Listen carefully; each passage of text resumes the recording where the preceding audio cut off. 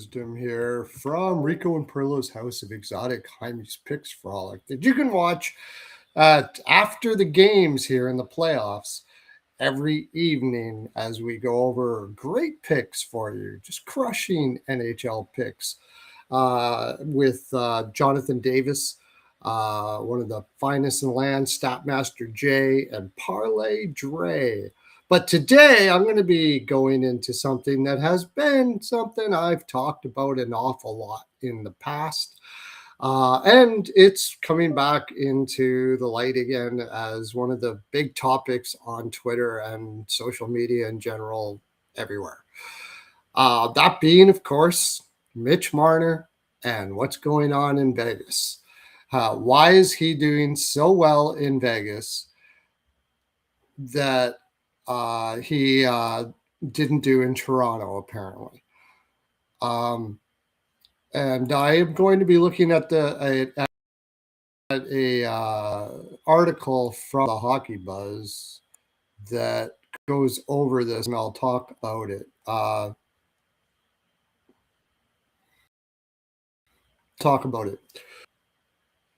Oh, there it is, right there. So this kind of encapsulates what the feeling was when Marner was traded. Now, and why he was traded, and what was going on with the media at the time in Toronto. And you know who you are, my friends, media people out there in Toronto that were slamming Marner forever, scratching their heads, wondering why he was pooching out in the playoffs and giving all of their theories and all of those sort of things like that. Meanwhile, I was saying all along what I was saying about Mitch Marner and how he was going to have a lot better playoffs in Vegas, and I'll go over those reasons why. But first, I'm going to go over here and read this article, and through it, I will basically state my case that I've stated for a long time. It's like 2 years, long before Marner was even thought of being traded or anything like that. Yes, I have been a Marner defender. And I will go, before I go on here, I'm not anti-Toronto. I was born in Etobicoke, Ontario, was a young Leafs fan up until I was about 13 years old when I finally decided to no longer be a Leafs fan anymore. But I never hated the Maple Leafs, or certainly not the city. I love the city of Toronto. I think it's fantastic. A lot of my close family members, especially like my father, is a huge Leafs fan, and I would love for the Toronto Maple Leafs to win a cup before he passes away, although he did see the cup in 67. That tells you how old he is and how old I am as well. But let's go look at this article. It's a well-written article, and I don't mean to poop on anybody in the sense. Well, let's just read the article and I'll explain myself. Okay, why Mitch Marner's Vegas success isn't a Maple Leafs failure. Okay. The Vegas Golden Knights and Mitch Marner are one win away from punching their ticket to the Stanley Cup Finals after a 4-3 comeback win against Colorado Avalanche. I should shout this guy out, by the way. Jay on Leafs. It's from a writer on Hockey Buzz. The Knights seem poised to be the odds-on favorite to win the Stanley Cup, and deservedly so. With veteran leadership surrounding him, Mitch Marner has taken his game to a new level, something that Leafs fans have always knew possible. Okay, he isn't taking his game into a new level. This has always been the level. He didn't take his game to a new level. Mitch Marner in Toronto was used as a shutdown winger. He played his last year, and you could go back, he played 18.8% of his zone starts in the defensive zone, more than any other top six forward, elite top six forward in the league. He was, I think, 5th or 6th in minutes played and about the same in percentage of minutes played compared to his team. The other players were like McDavid, Draisaitl, the elite of the elite that were playing. So, and he did so at a basically Selke level while getting, 90 to 100 points every year. He played the most amount of minutes against elite competition of any forward in the league last year. In fact, he was fifth overall for all positions.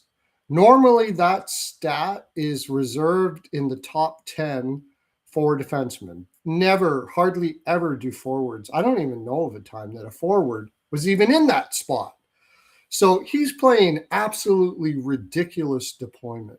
He was being played against top lines, even at home, on purpose, where normally you try to take your top line and get better matchups at home against lower comp. Not Marner.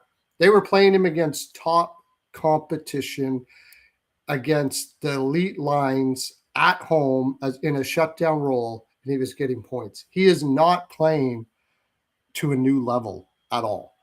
While many look at Marner's success as an opportunity for some sort of gotcha moment against the Leafs Nation, the reality is that Toronto fans were so frustrated precisely because they knew he possessed these exact abilities. Well, if you knew it, then you knew it because he still had them. He didn't get different abilities when he went to Vegas.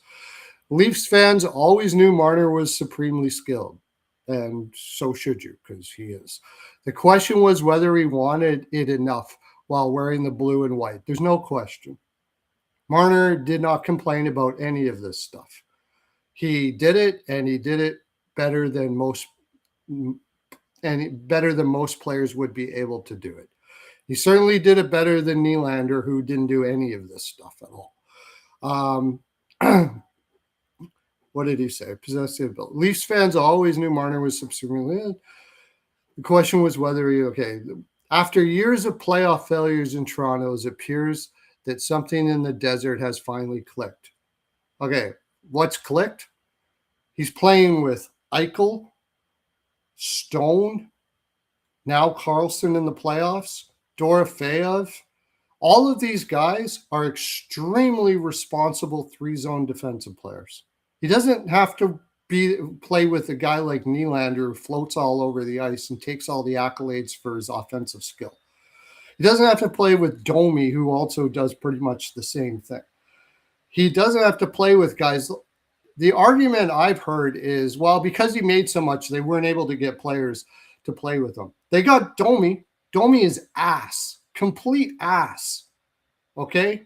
They paid Nylander. I was saying before they signed Nylander, if you're going to be as top heavy as it looks like you're going to be, you cannot have a floater like that in your lineup. You can't. And I know he got more points in the playoffs on the backs of what? Everybody else's hard work, because he floats like a son of a bitch. He does in the playoffs. He has no defensive responsibility whatsoever, and I think he's fully capable of doing it. He just doesn't. And he's really smug about it, which makes it worse. So let's continue. After last night's victory, Marner spoke. Mitch Marner says, we have an older group that just stays patient, stays calm. True. We don't turn on each other, and we don't get mad at each other. Okay. I honestly think this is kind of a awkward thing to say, and I found that Marner was fairly awkward in things that he said in the media as well.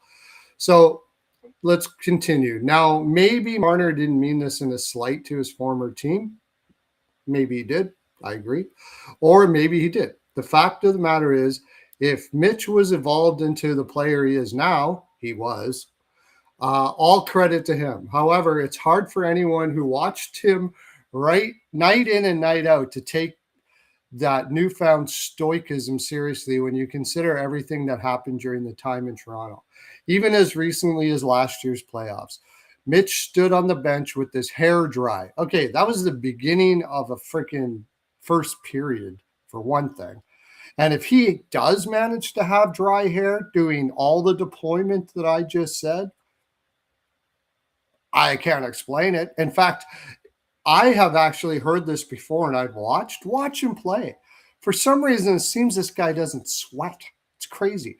As could be, and yelled at an expletive at his teammates while one of the worst games of his postseason career. Marner was also asked to be a leader on this team. Now, if this would have been another player who is shouting out his frustration and trying to have accountability for all the players on the ice, nobody would have said nothing. Nobody would have said nothing.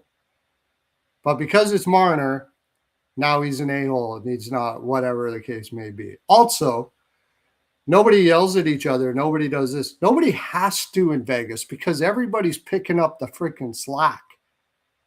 Again, I'll go back to it again. The frustration I would have playing with a floater like Nylander, I'd say Marner handled it pretty well. I would strangle the fucking dude, to tell you the honest truth.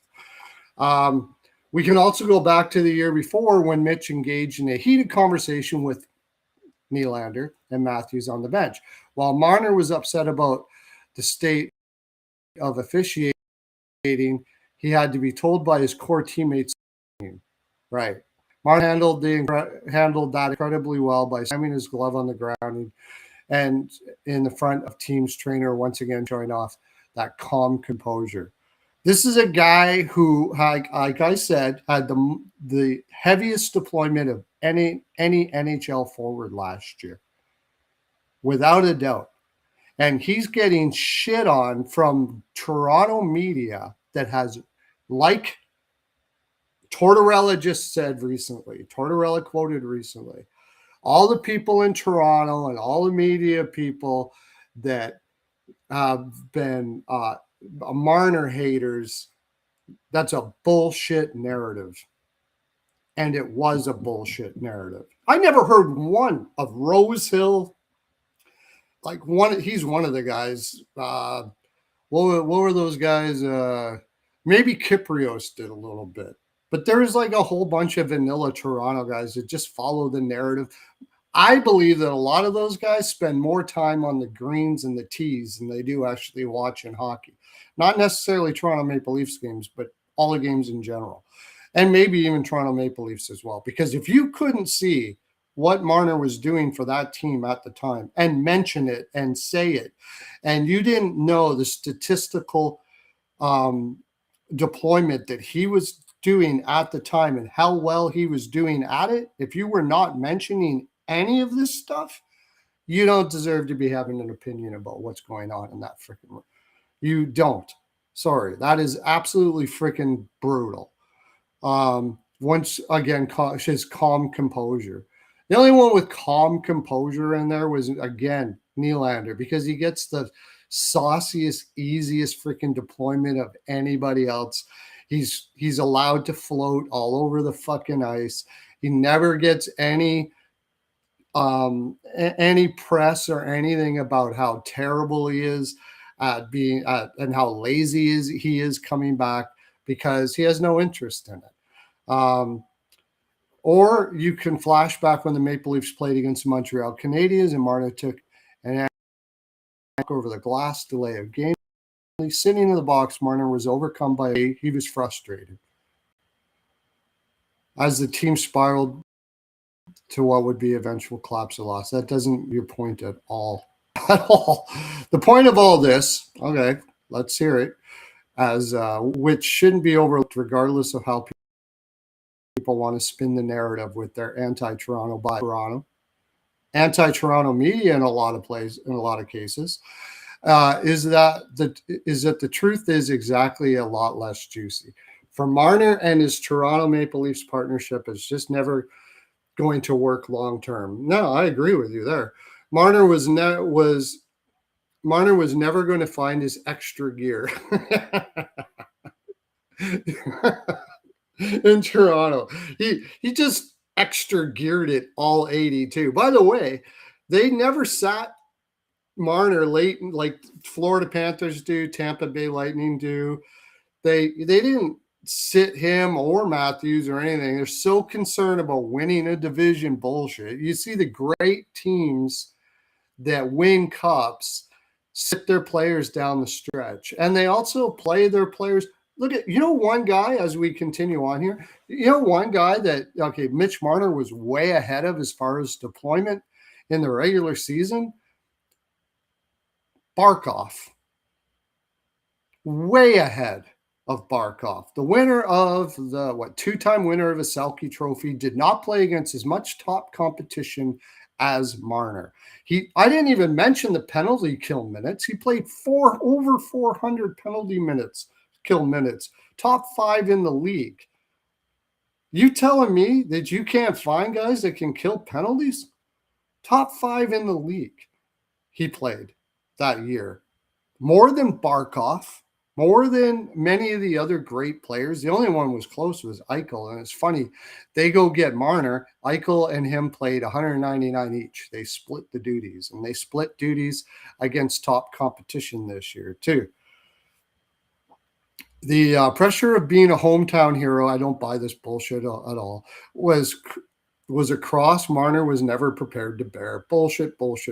Don't buy it. Being surrounded by friends and family at every turn wasn't going to magically equate to becoming a champion. Now, admittedly, the Maple Leafs absolutely bungled the Marner situation in the end. They bungled the Marner situation from the beginning, allowing the forward to basically shop it for homes for 2 seasons, speak extensively to members of the Golden Knights, and practically cement his spot. They can't. How do they stop him from doing that? And this is a regular thing, by the way. Anybody who thinks that players don't talk to each other and figure out what they're going to do in the future and all those sort of things like that, like this was just a Marner situation, you're full of shit. They do, especially when they know they're heading out. They know people, players talk to each other. They know. Toronto's umbrella was a massive failure. Maple Leafs' major mistake wasn't letting Marner go. It was waiting too long to cut the rope. Now, the major mistake was signing a floater to play on a top-heavy team. There's more to that, too. Their other mistake was not their fault. I think if Dubas probably does better with this team. But it went into a flat cap that he couldn't see coming, and it made it very difficult for them. Still, I think he made a mistake in signing Nylander. Should have traded him when he was holding out. And secondly was, like I said, not trading Nylander. Nylander was the guy that should have went, not Marner. They should have got and signing guys like Domi, not having an analytics for until Dubas came in. And as he was leaving, Dubas said that he felt he didn't have enough control in Toronto. In other words, talking heads above him were making decisions. And I've talked about this before. I still believe that Toronto cares more about making their sponsors happy than putting a team on the ice that's going to win. How do you make sponsors happy? You get big, sexy players and believe it or not, sexy players with big contracts are pretty fun to have as far as sponsors are concerned. $1 million players are huge. They're marketable. And sponsors want that, and they want to win at the same time, but it seems to be secondary. So a guy like Nylander is a pretty sexy guy. He's that type of player that is extremely marketable. They do market him, Matthews as well, and do with what goes on. And Dubas said he didn't have control. My guess is that Dubas would have liked to have had a conversation with Nylander and moved him out before he did. Don't have any proof of that, but I wouldn't doubt it. If you ask Dubas in a back room somewhere, if he would have rather had Marner or Nylander, he would have said down. It was obvious to almost everyone. I will say that if they were going to trade Marner, they should have did it earlier. But Marner did have a no trade clause. He has a family, and he made his decision. I don't think as people think. I think the biggest problem that the Toronto Maple Leafs did was they didn't do what Tortorella did and stand up for a teammate who was doing everything out there, and that includes the coaches at the time too. Sheldon said was They asked him, would you like Marner back next year? And he said, absolutely. But they didn't have a guy with balls like Tortorella to say this Toronto narrative is bullshit, because it absolutely is. And this is absolute bullshit. As much as I love this writer and everything, this is my opinion. Okay. If I'm hurting anybody's feelings, well, you probably shouldn't be watching this show, because if you're a person that gets your feelings hurt, then you're probably not going to like me. It was obvious to almost everyone on the outside that things had reached a toxic boiling point. Everyone but the previous management saw it. No, everyone, what happened, I think, there was Marner had huge sponsorship ratings. People loved him, and they didn't want to move him. And inside, they knew how good he was and how difficult it was going to be for Toronto to be able to return. He had, and by the way, this narrative is now going on Matthews as well. And you see all these trades happening that are up on Twitter saying they're going to get these great packages back for Matthews. Not freaking likely.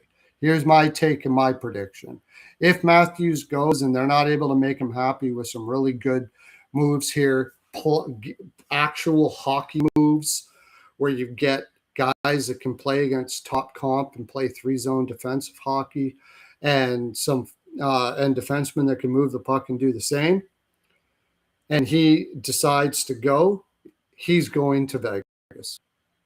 I can almost bet you he's going to play with his buddy in Vegas. And I've had people say, oh, I think you're overestimating his relationship with Marner.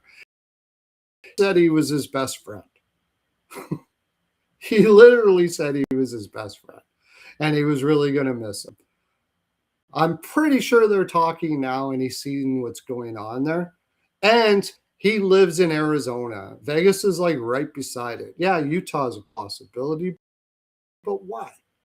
Why not go to the team that's having success over again? It's up to him. He doesn't have to give you 5 teams to choose from. And Marner didn't either. Marner pretty much said, screw you guys, especially after they tried to trade him and then asked him if he would waive his no trade clause. He's going to be like, I'm not helping you guys out with shit. You didn't back me at all publicly. The whole time he was there, after everything, he knows what he was doing for that team. The whole time, they didn't back him publicly. They didn't tell media to go to hell. They didn't say anything like that. They just floated out there and just let the narrative grow. Finally, the narrative got so strong that even the sponsors were like, oh, you know what? This is hurting public perception. We should probably get rid of them. That's what I think happened. So don't look at Mitch Marner or Vegas Golden Knights success and think it was any ripple effect on the current Maple Leafs. Those two things are mutually exclusive. That's bullshit. The Maple Leafs didn't make a mistake letting Mitch Marner walk. Yes, they did. And there should be zero remorse in the fan base. Yes, there should. You can not remorse if you want. That's fine. I get you. You shouldn't hurt your feelings. But if you think you were better off without Marner, you got another thing coming. Now, with new management group in under place, GM John Shaka, the Leafs need to look forward. This sounds so much like cocksucking, I'll tell you. They must learn from the hesitation of the previous regime. Okay, I agree, and get rid of Nylander now, and accept the harsh reality that in the NHL, not every hometown feel-good story gets the happy ending everyone hoped for. And you basically also said it. He was a hometown guy. He was like a sponsorship freaking slam dunk.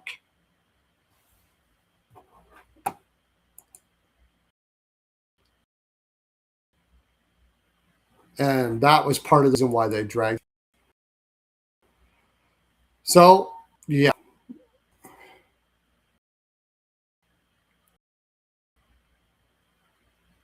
Go to the chat here if there's anything out there.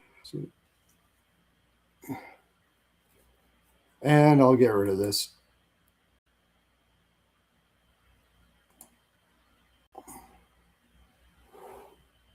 So in conclusion, I don't know why why the chat's not popping up. There you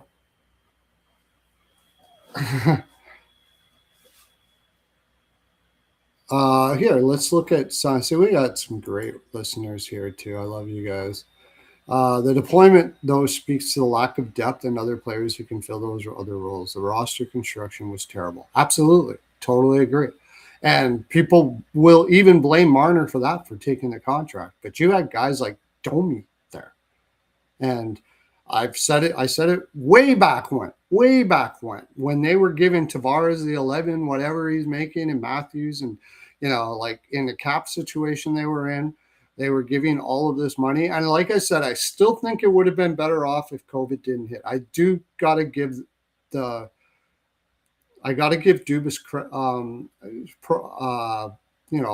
a pass for that, I guess. A little bit of a pass. Because if it's not, and nobody knew that COVID was coming, and that cap hit really fucked him up. He had a plan, I'm sure, to get better players. But Max Domi, $3.7 million, that reeks of somebody speaking over their heads. Dubas is an analytics guy, and he's showing it in Pittsburgh. He's doing extremely well in Pittsburgh. And he's showing what he is. There's no way in hell, I think, and I can't remember, did Dubas sign Max Domi, or was that before him? Whoever signed him, that was ridiculous. And if you're an analytics person, there's no way you're signing Domi to $3.5 million. Guy's an elite passer, I'll give you that. But the rest of his game is balls ass. A glorified fourth liner at best. So you wasted $3 million on that. I can't, you bring up a good point. I can't even remember half the players that were on that team. Losing Hyman was a big problem. This goes back. Kadri was terrible, a terrible move. But yeah, they had to find value players at lower costs, and they weren't able to do it. And it's not like you can't. An incredible analytics-driven team with some of the best analytics gurus in the world on it, called the Florida Panthers, stole Carter Verhaeghe from you. Right under your fucking nose. And look at the rest of their lineup. Like Rodriguez at $3 million. Now, I'll say, doesn't necessarily mean you could have got those guys. People like Florida because of the taxes and stuff, and they've got a huge advantage there. And I will say also, of the top 10 teams that are on the no trade lists for players, Toronto is in there. In fact, all the Canadian teams are in there. The worst ones are Winnipeg and Edmonton. Then Calgary. I think it's then Toronto, then Montreal. Am I missing a team? And Ottawa's in there somewhere as well. But they're in the top 10 or 12, something like that. So not everybody wants to play in Toronto, and there's obvious reasons for that. Taxes, cold weather. It's a sexier city than Edmonton or Winnipeg, but to say that they can just go out and grab anybody like a Rodriguez might have had choices, and they're going to go to Florida. Florida definitely has advantage with that income tax situation that they have. So I will give them that. But however you want to do it, they didn't get the supporting cast necessary there. And Vegas certainly has those advantages as well. People want to play in Vegas. So they have an advantage that way. They can draw more players. They can attract more players. And Toronto wasn't able to do that.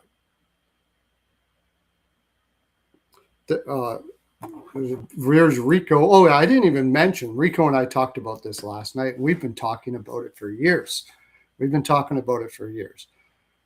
There's nowhere for anybody else on the Leafs to hide once Marner was gone. He patched up all of the issues on that team.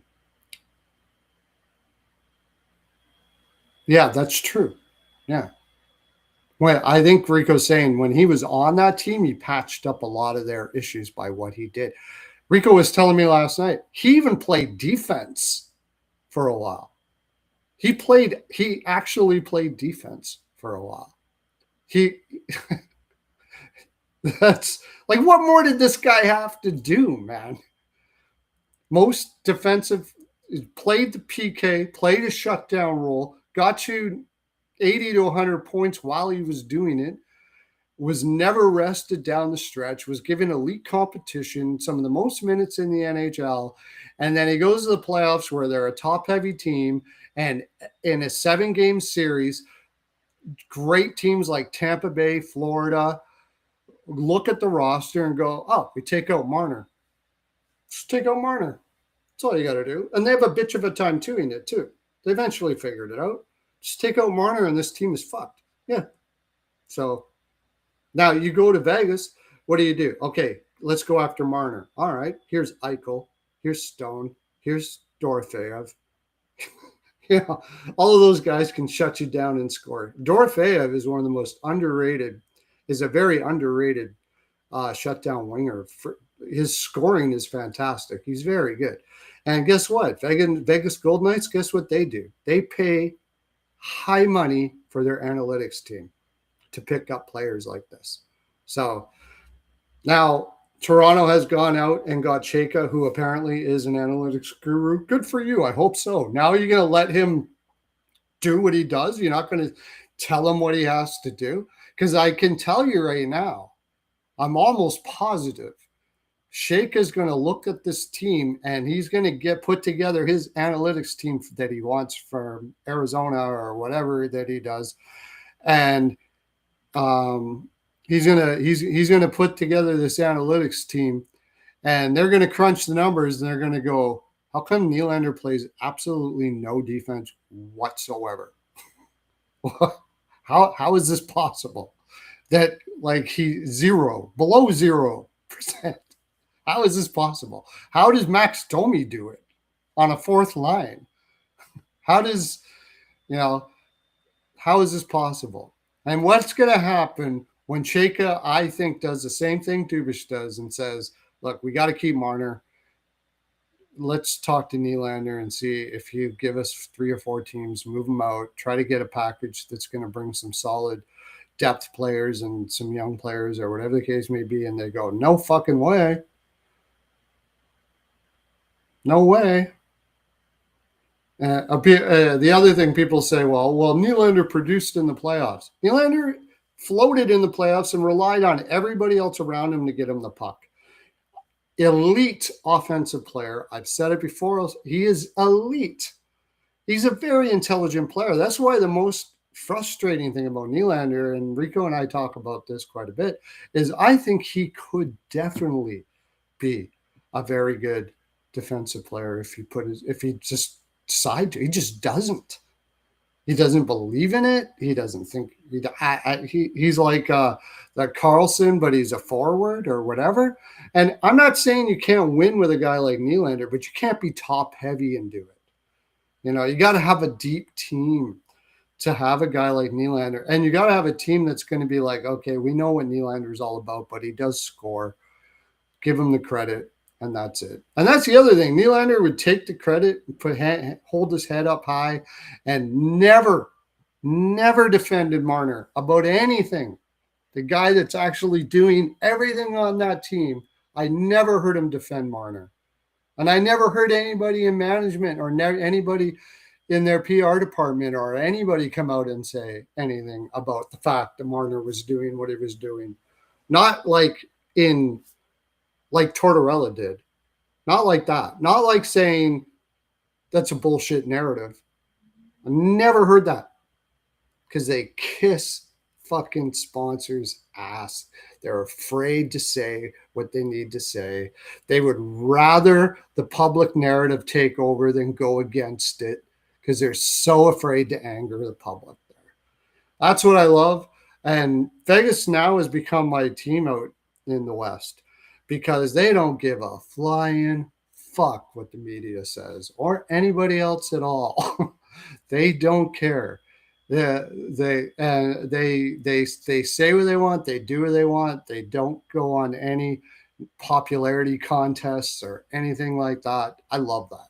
I love that. I think you need to do it, and I think they need to do it in Toronto, but it's never probably going to happen. Florida Panthers too. Florida Panthers are pretty much the same way. Now that being said, they don't have the spotlight of, maybe if they did have all these people handing them huge scratch to be married to them, aligned with them, maybe they would do the same thing. But it's pretty tough when you're raking in cash, when you're raking in money from certain sponsors, that you have. It's pretty tough to tell the sponsors to go to hell. Money talks, and I think that's what happens in Toronto. Is money is making the decisions and not the hockey decisions themselves. The best player is Matthew Nyes right now, I guess. I mean, I don't know what's going on with Matthews, man. It's just I don't know if he's just defeated, injuries or whatever. The fact that you take Matthews out, they got nothing pretty much, might have something to do with it. Tavares is really good. I think Matthew Nyes might be. I would still say Matthews is the best player they have.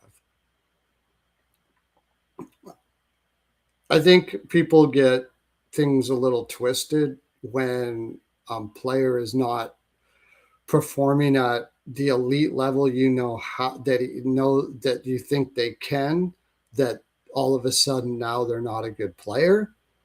Even though he's not performing at that level, he's still the best player on the team. Matthew Nyes has got to grow yet. He's still got some work to do on his overall game. I love him. I like him. I think he's going to be very good.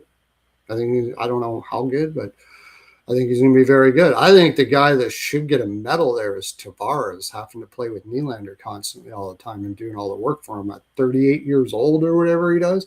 He's still one of the best, one of the better full sheet players in the game, and he can get you like 79, 80 points and never complains about it, and just took a pay cut to be there. I'm not saying he's the best, but he deserves a medal for what he does. He's freaking awesome. All right, I wanted to get that out, so I read that. And I have I tagged a whole bunch of people like from a year and a half ago. I tagged their comments to me as they basically slammed me for all this Marner stuff. And today I had some time, so I messaged them all back.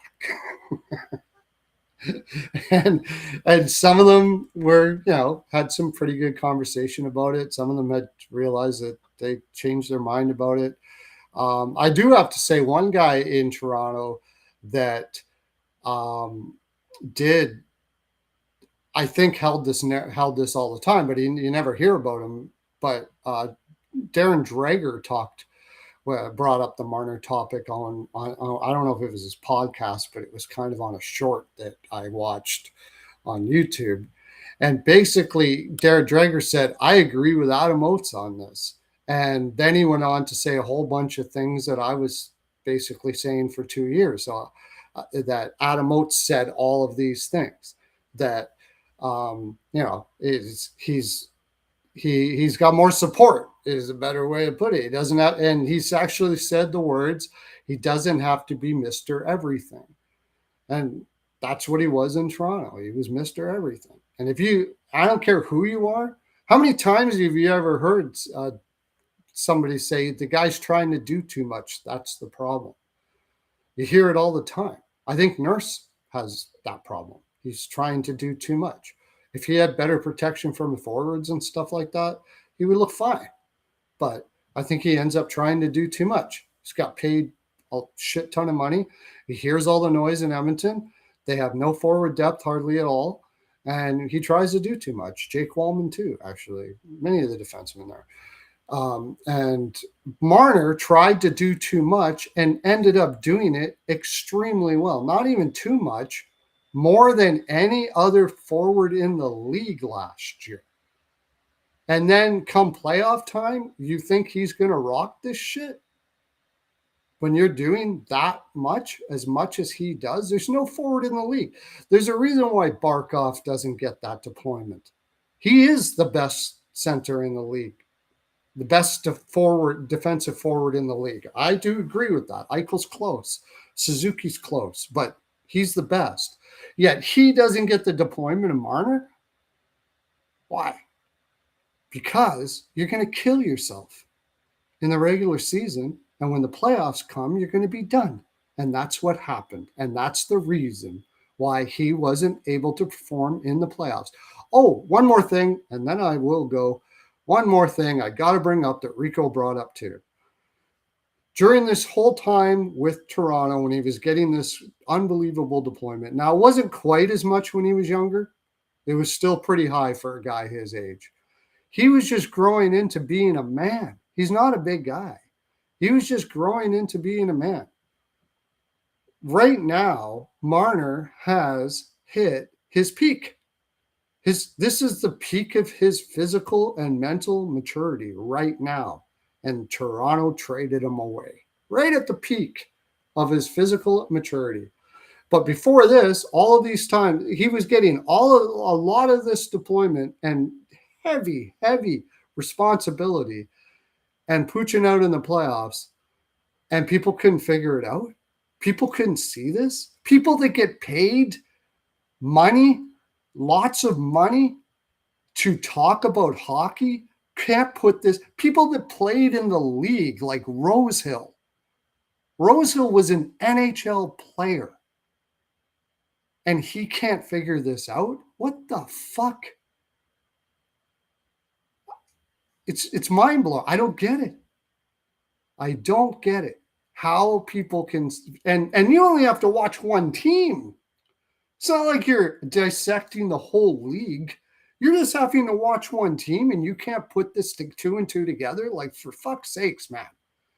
It's incredible. That's what pisses me off. It's not, I can understand fans. Fans are just watching the game. They see Marner make a mistake, or they see Bouchard make a mistake, or whatever. All they see is what they don't know how to answer the question why. Generally, they got families to take care of. They got things to take care of. They're not watching a divorce-worthy amount of hockey like I am, or maybe a lot of you guys are. It's not their life. Okay, I get it. I get how they can fall to that narrative. No problems. That's fine. But the actual people that are getting paid to watch one team every day and talk about it cannot sit there and scratch their head and not understand why, what? That, my friends, will always blow my mind. Okay. That's my full 42, boys and girls. I'll be on at 10:30 to 11. I'll be out on after the game tonight to do our picks for the following game. You can check out my video I did with Statmaster J, Jonathan Davis, for last night's game in my just go to my YouTube channel right there. It's right there. Or you can go to Perla's NHL POW on Twitter. I posted it there. And you can see if you want to get a full year of NHL picks, or take OG swag, man. Swag. Guys going 25-1 right now in MLB. It's freaking awesome capper. You can get it for $25 a month. Or if you take Jaime, if you use promo code Jaimes12, HYMES12, Jaime's Body Lube, it's the best there. I said it. You can get 40% off my yearly calendar year package, where you get from today till the next year for 40% off, which is only $150, which is like $12 a day, or $12 a month, I should say, like pittance. So you can do that as well. All right. Talk to you later, guys. Talk to you tonight. Have a good one. Okay, bye.